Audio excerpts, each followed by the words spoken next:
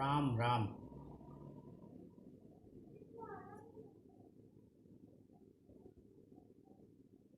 संबंधों का मूल वास्तव में उनकी रसात्मकता होती है। संबंध वही हैं जो प्रिय हों, उन्हीं को हमेशा महत्व दिया गया है। प्रिय संबंध निरंतर ऊर्जा देते हैं। संबंधों के संबंध में बहुत सारी व्याख्याएं, बहुत सारे उपाख्यान, बहुत सारे दिशा निर्देश, बहुत सारे कवित्व, दोहे, श्लोक, चौपाइयाँ और प्रेरणादायक बातें उपलब्ध हैं। किंतु एक बात जो सहज समझ में आती है इस संबंध में, वह ये कि वह संबंध जीवित लगते हैं जो स्वतः स्मरण में आते हैं या जब कोई अपने आप किसी को याद करता है। ठीक इसके विपरीत वह संबंध अलसाए, मुरझाए और निर्जीव से प्रतीत होते हैं, जिन्हें स्मरण कराना पड़े अथवा जिन्हें याद करना पड़े। संबंध के लिए मधुर शब्दों का अपने नियमित व्यवहार में होना बहुत आवश्यक है।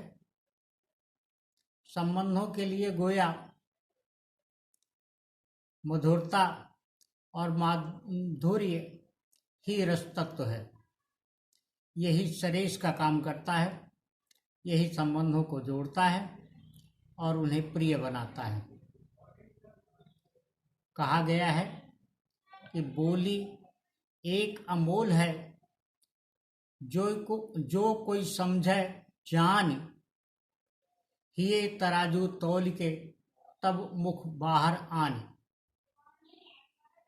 आशय यह कि बोली वह अमोल तत्व है जिसको बहुत समझ करके ही प्रयोग में लाया जाना चाहिए, और जब हम इसे प्रयोग में लाते हैं तो उसे अपने हृदय की तराजू पर तौल करके बाहर निकालें, प्रकट करें, तो निश्चित ही वह कारगर होगी।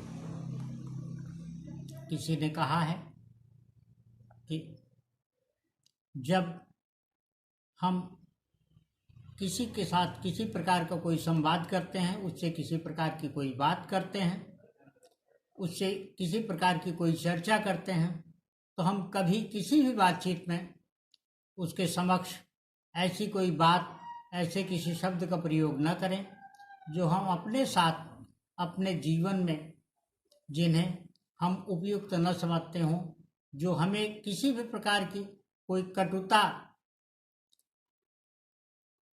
का भान कराएं, किसी प्रकार की कड़वाहट जिन शब्दों में हो, जिन वाक्यों में हो, जिस बोली में हो, उसको प्रयोग में लाने से बच करके हम संबंधों को सदियों मधुर बनाए रख सकते हैं। इस संबंध में बहुत सारे लोगों ने बहुत तरह की बातें कही हैं, लेकिन सामान्यतः मनुष्य अपने जीवन में किसी गुरूर, किसी अहंकार या किसी गर्व की स्थिति में कुछ ऐसा बोलने लगता है, कुछ इस प्रकार का बोल जाता है जो दूसरे के लिए अप्रिय होती है। इसलिए यह निरंतर ध्यान में रखे जाने की आवश्यकता है कि हम उसी तरीके का व्यवहार दूसरों के साथ करें जो हमें स्वयं को प्रिय लगे। रहीमदास जी ने दोहे में कहा है कि कह रहीम कैसे निभै केर बेर को संग, वह डोलत रस आपने उनके फाटत अंग। रहीम जी ने बहुत ही अच्छे दोहे के माध्यम से, बहुत अच्छे शब्दों में और बहुत अच्छे उदाहरणों के साथ यह समझाने की चेष्टा की है कि जब बयार में बैर का पेड़ मदमस्त हो करके पूरे शबाब पर होता है और उसके बगल में केला का पौधा अगर हो, उसका पेड़ हो, तो बैर की मस्ती में केले के पत्ते छिन्न भिन्न हो जाते हैं, तार तार हो जाते हैं। हमारे अपने जीवन के संदर्भ में इसका महत्व यह है कि हम देखें कि किसी भी प्रकार की मानसिक अवस्था में शब्दों को इस तरह से प्रयोग में न लाएं जिससे दूसरों की भावनाएं आहत हों। दूसरों की भावनाओं को आहत होने से बचा करके हम संबंधों को न केवल प्रिय बनाए रख सकते हैं, बल्कि उन्हें लंबे समय तक संजो करके सहेज करके भी रख सकते हैं। इसलिए संबंधों की प्रियता को हमेशा ध्यान में रख करके ही किसी प्रकार का कोई व्यवहार किया जाना चाहिए। अपना मत है कि संबंध की और कोई परिभाषा नहीं है सिवाय इसके कि वह हमें सदियों एक विशिष्ट तरीके की पूर्णता का आभास देती रहे।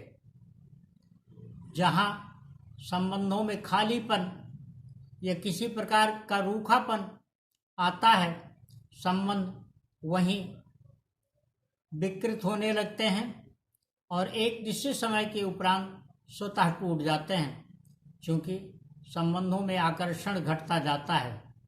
संबंधों के संबंध में इस बात को बहुत अधिक ध्यान रखने की आवश्यकता है कि हम प्रत्येक व्यवहार में इस प्रकार की ही मानसिक दशा रखें और ऐसे ही शब्दों का प्रयोग करें जो दूसरों के लिए रुचिकर हों। आजकल बॉडी लैंग्वेज का बहुत प्रचलन है।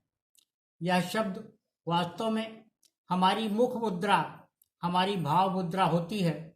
लोग कहते हैं कि ऐसी कोई बात बोलने की कोशिश कभी न करें जिसका साथ आपका चेहरा न दे सके। कहने का आशय यह कि बनावटी बातें हमें अविश्वसनीय बनाती हैं। हम भले ही उसमें किसी भी प्रकार की कोई कलात्मकता पिरोएं, उसे परोसें, लेकिन जो भी सामने व्यक्ति होगा, हमारे सम्मुख होगा, अगला व्यक्ति उसे, उसकी भावना को हमेशा बहुत ही सहजता के साथ पढ़ लेगा। दरअसल होता है कि बनावटी बातें जब हम निकालने की कोशिश करते हैं तो उससे हमारे मन मस्तिष्क के साथ चेहरे पर जो छाप पड़ती है, उस छाप को हम नहीं देख रहे होते हैं, लेकिन सामने वाला न केवल हमारी बात को सुन रहा होता है बल्कि उसे देख भी रहा होता है। हमारे चेहरे पर उसका ध्यान होता है और वह यह बखूबी हमारे शब्दों का अर्थ समझने के पहले उस भावना तक पहुंच जाता है कि हम किस भावना से कौन सा शब्द उच्चारित कर रहे हैं, कौन सी बात कह रहे हैं। संबंधों की मिठास, संबंधों में मिठास और संबंधों से मिठास की बात पर पिछले दिनों भी हमने चर्चा की है। किसी न किसी रूप में गत दिवस से जब से हमने यह श्रृंखला शुरू की है, यह सिलसिला चला है, इस संबंध में 2-1 दिन के अंतर पर अवश्य प्रकाश डाला है। इसका आशय सिर्फ यह है कि युग हमेशा संवेदना को महत्व देता है। संवेदना सहिष्णुता पैदा करती है और जब हम में किसी के प्रति उसके आचरण, विचार, व्यवहार के प्रति सहिष्णुता हो तो वह अगले व्यक्ति को प्रभावित करती है, उसे हमारी तरफ आकर्षित करती है। कई बार ऐसा जीवन में होता है कि हम कहना कुछ चाहते हैं, किसी वजह से वह मन की एकाग्रता का अभाव हो सकता है, हमारे व्यवहार में अचानक किसी और घटना का हो जाना हो सकता है जिसकी वजह से हमारी वाणी प्रभावित होती है। शब्द गलत निकल सकते हैं।